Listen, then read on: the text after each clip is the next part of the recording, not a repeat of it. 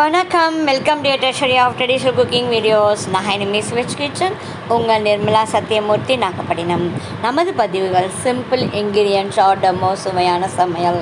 நீங்கள் இந்த சுண்டக்காய், பச்சை சுண்டக்காயில் பலவிதமான குழம்பு செய்திருப்பீங்க, பலவிதமான புளிக்குழம்பு செய்திருப்பீங்க.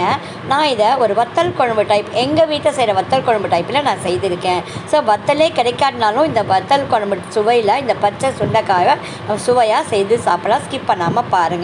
இப்போ நான் சவ்வரிசி வத்தல், இது மாதிரி அப்பளம் வத்தல், கூட்டு வத்தல், எந்த வத்தல் அதாவது நம்ம தட்டில் வச்சு இந்த ஸ்பூனில் கொஞ்சம் கொஞ்சமாக இந்த வத்தக்குழம்பு போட்டு ஒரு 2 நிமிஷம் ஊற வச்சு சாப்பிட்டா ரொம்ப அருமையாக இருக்கும். அந்த காலத்தில் நாங்கள் ஸ்கூல் போய்ட்டு வந்தால் அது மாதிரி செய்து சாப்பிடுவோம். இதில் கொஞ்சம் தயிர் சேர்த்தா இன்னும் நல்லாயிருக்கும். பாருங்கள், அப்படியே தங்கம் போல் தகன்னு உங்களுக்கு வத்தக்குழம்பு. இதுக்கான பொருட்கள் பாருங்கள்: 7 சிகப்பு மிளகாய், 1 ஸ்பூன் துவரம்பருப்பு, 1 ஸ்பூன் கடலைப்பருப்பு, 1 ஸ்பூன் மிளகு, பாதி ஸ்பூன் சீரகம், பாதி ஸ்பூன் வெந்தயம், கட்டி பெருங்காயம் எடுத்துருக்கேன், இல்லை தூள் பெருங்காயம் எடுத்துக்கலாம். 1 ஸ்பூன் அரிசிங்க, பச்சரிசி இல்லை மாவரிசி, ஏதோ ஒரு அரிசி எடுத்துக்கோங்க. அந்த ஸ்பூன் அளவு நான் வச்சுருக்கேன். இப்போ இது ஒரு 50 கிராம் சுண்டைக்காய், அதுக்கு பாதி தான். ரொம்ப வெங்காயம் எடுக்க வேண்டாம். சின்ன வெங்காயம் ஒரு 10-12 எடுத்துக்கோங்க, 2ஆக நறுக்கிங்க நீல வாக்கில். நான் ஒரு முழு பூண்டு மட்டும் எடுத்துக்கோங்க. ஏன்னா சுண்டைக்காய் டாமினேஷன் அதிகமானதான் கொஞ்சமாக வெங்காயம் சேர்த்துக்க சொல்கிறேன். இப்போ நம்ம ஃபஸ்ட்டு எண்ணெய் விட்டு, அது நல்லெண்ணெய் விட்டுட்டு, இந்த கட்டி பெருங்காயமும் இந்த சாமான்லாம் நல்லா வறுத்து ஆற வச்சுக்கோங்க ஒரு பக்கமாக. ஃபஸ்ட்டு இதை வறுத்து எடுத்துட்டு திரும்பவும் கடாயில் கொஞ்சம் இது ஃபுல் அண்ட் ஃபுல் நல்லெண்ணெயிலேயே செய்தால் நல்லாவும் இருக்கும், சுவையாக இருக்கும், வாசனையாக இருக்கும். 2-3 நாள் கூட நமக்கு வெளியிலே வச்சுக்கலாங்க. ஒரு தடவை செஞ்சால் திருப்பி சூடு பண்ணணுன்ற அவசியமே கிடையாது. இப்போ நல்லா ஒரு நல்லெண்ணெய் விட்டு இந்த சுண்டைக்காய் காம்பு எடுத்துகிட்டு அலம்பியாச்சு. ஆற வைக்கணும்னு அடையாதுங்க. அப்படியே நீங்கள் சிம்மில் வச்சு இப்படி போக வர நம்ம கலந்து விட்டால் அப்படியே தெரிக்காதுங்க, அவ்வளோ நல்லாயிருக்கும். இப்போ அதுக்குள்ளே நமக்கு ஆறிடுச்சு. அதனால் மிக்ஸி ஜாரில் இந்த வறுத்த சாமானை சேர்த்து நைஸாக ஃபஸ்ட்டு ரன் பண்ணுங்கள். நைஸாக அரைச்சதுக்கு பொடி பண்ணதுக்கப்புறமா தண்ணி விட்டு திரும்ப நல்லா கரைச்சி வச்சுக்கோங்க. இப்போ நெல்லிக்காய் அளவு புளி, உப்பு ஊற வச்சு கரைச்சிருக்கேன். நான் பதிவுகளை கொடுத்துருக்கேன், நான் டிஸ்கிரிப்ஷன்லேயும் பாருங்கள் எப்படி அதை யூஸ் பண்ணலான்ட்டு. இப்போ ஒரு பக்கம் அதுக்குள்ளே நமக்கு இந்த சுண்டைக்காய் ரெடி ஆகிடுச்சு பாருங்கள். வெள்ளையாக அப்படியே பழுத்து வந்துட்டு பழம் மாதிரி இருக்குது. இப்போ டெய்லியே ஒரு 10 சுண்டைக்காய் இதை மாதிரி வதக்கி நம்ம சும்மா சாப்பிட்டா வயிற்று புண்ணு, வாய் புண்ணு எல்லாமே ஆறுங்க. இது நல்ல ஒரு மருத்துவ குணம் உடையது. அதை எடுத்து ஒரு பக்கம் வச்சுட்டு இப்போ நல்லா தாராளமாக எண்ணெய் விடுங்க. எண்ணெய் விட்டுட்டு கடுகு தாளிச்சிக்கலாம். கடுகு தாளிச்சிட்டு இதுக்கு அதிகமான வேறு எந்த தாளிப்புமே தேவையில்லை. ஃபஸ்ட்டு பூண்டு சேர்த்துக்கலாம்.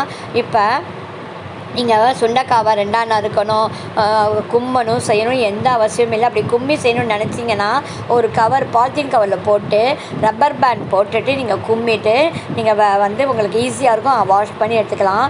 அந்த விதையில் நமக்கு ரொம்ப சத்து இருக்குங்க. அதனால தான் விதை வேஸ்ட் பண்ணக்கூடாதுனால நான் அப்படியே வதக்கி எடுத்துக்கிறேன். இப்போ எண்ணெயில் ஃபஸ்ட்டு எல்லாம் வதங்கி கிளாஸியாக அவனோட பொன்னிறமாக மாறினதுக்கப்புறம் புளி கரைச்சல் சேர்த்தாச்சு.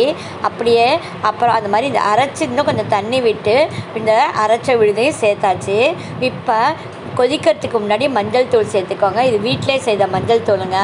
இப்போ சேர்த்துட்டு இந்த வதக்கின சுண்டைக்காவும் சேர்த்துட்டு இன்னும் இது இப்போ எல்லாத்தையும் நல்லா கலந்துட்டு இப்போ நம்ம எல்லாமே புளி கரைசல் தண்ணியை விட்டாச்சு, அரைச்ச விழுது தண்ணி விட்டுருக்கோம்.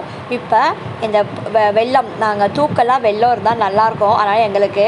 ஸோ அந்த கட்டி ரொம்ப அதிகமாக வெல்லம் போட்டிருக்கேன்னு பார்க்காதீங்க. உங்களுக்கு வேணால் நீங்கள் கொஞ்சமாக போட்டுக்கலாம், இல்லை போடாமையும் செஞ்சுக்கலாம். அது ஒரு டேஸ்ட்டாக தான் இருக்கும். இப்போ நல்லா கொதிக்குது, நல்லா கலந்து விடுங்க. நம்ம தேவையான அளவு இந்த புளிப்பு காரத்துக்கு தண்ணி விட்டாச்சு.